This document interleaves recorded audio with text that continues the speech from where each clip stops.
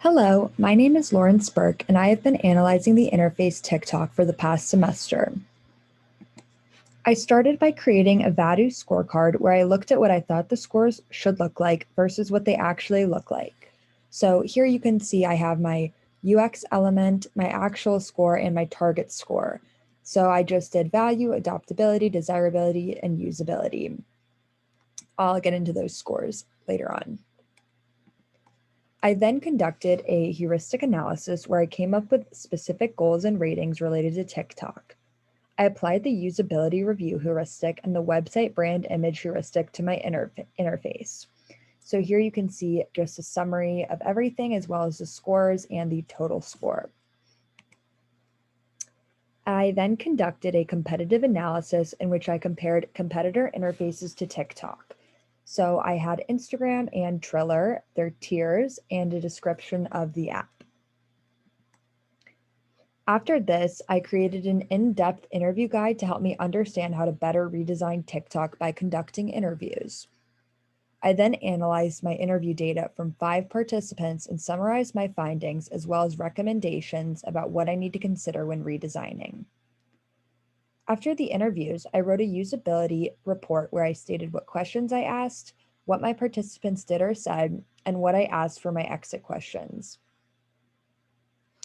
So here you can see from the usability report some tasks I asked my interviewees to perform, the percentage that did well, the percentage that did well within 2 to 3 minutes, and the percentage that did not perform well and needed help.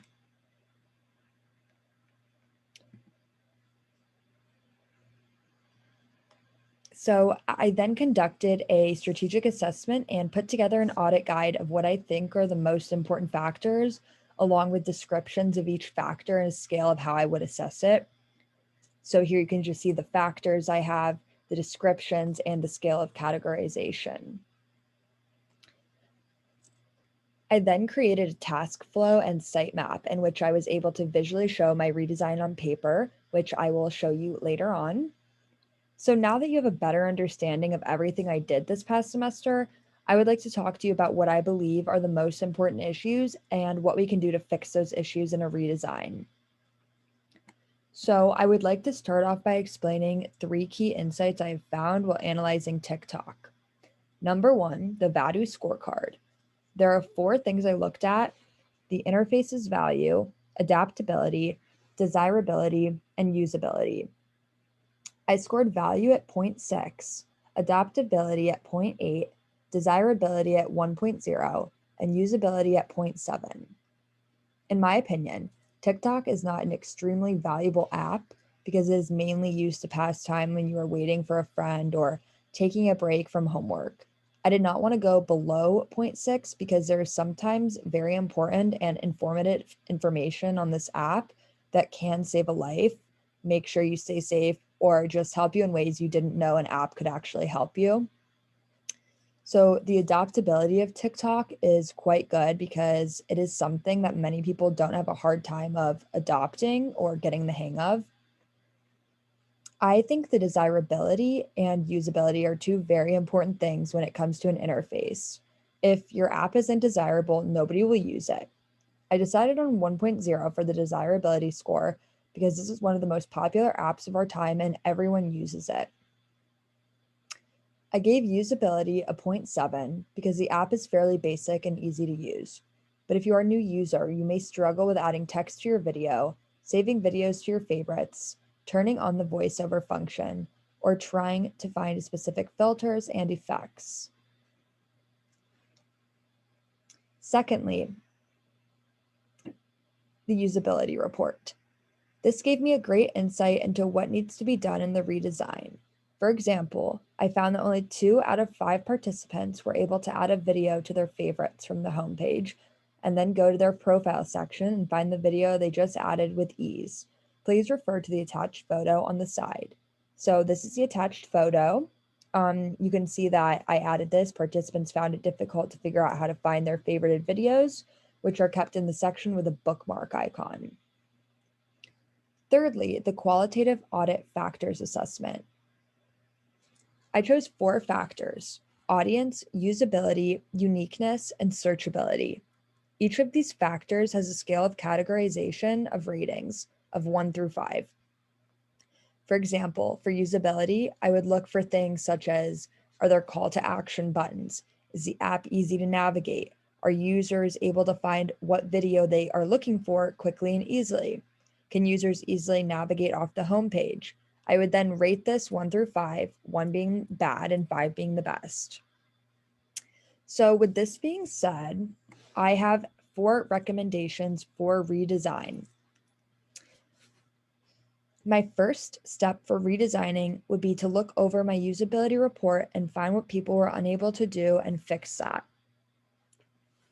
For specific profile page issues, I recommend that TikTok should add small text below each icon to indicate what the icon means, etc. TikTok could even think about having a section dedicated to what specific icons mean on their help section page, which I think would be really helpful overall just for this app in particular, because it's very difficult for some people to find specific things. And if they added this to the help section page, it would be easy to access. My second recommendation for redesign relates to users adding videos to their favorites tab. Only 2 out of my 5 participants were able to do this, so I would recommend that TikTok adds a feature that allows users to triple click a video and it would be added to their favorites tab. When you double click a video, you like the video. So if they added a triple click feature, I think this would help users a lot, because then you don't have to take the extra step of going down and having to click 3 times before you can add something to your favorites. You can just do a triple click, just like a double like. That would be much easier for users. My third recommendation for redesign relates to my sitemap, which you can see on the screen here. I would recommend that when on the homepage, there should be an option in the corner that allows you to access your DM inbox in 1 click rather than 2 clicks. When you click on your profile page, I think that it would flow easier in the profile settings if they were on your actual profile page rather than 3 clicks outside of your profile page.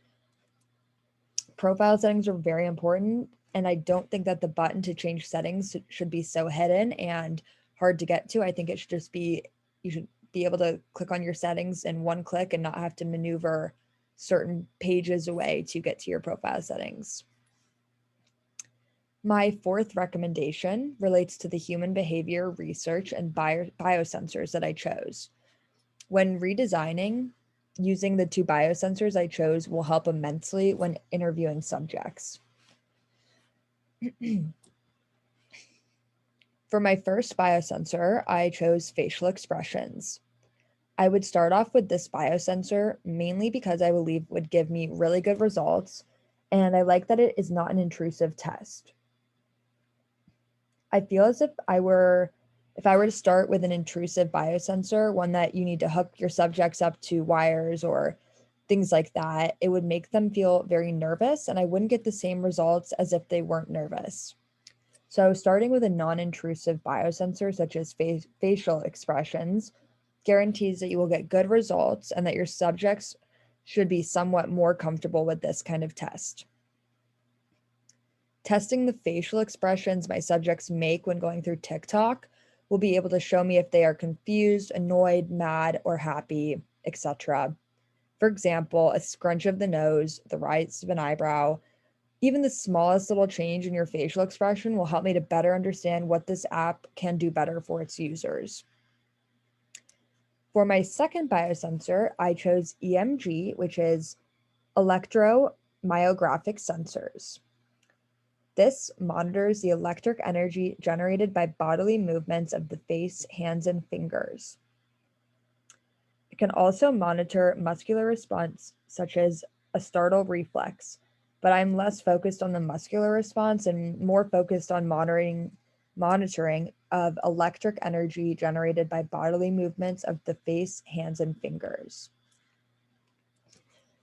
I chose this as my second biosensor because, similar to why I chose facial expressions, my test has a lot to do with navigating the app, trying to make a video using effects, things like that. So these are all things that could stress out my subjects because they are not TikTok users, in the sense that they make videos every day, use the effects all the time, stuff like that. So my subjects are mainly using TikTok for the videos on the app. So I recommend that when redesigning the app, you use these two biosensors and you will get really good data for redesigning. I hope all of this was really helpful and you take my advice into consideration when redesigning TikTok. Please reach out with any questions. Um, if you need anything from me, I will be just a call away. So thank you so much for listening.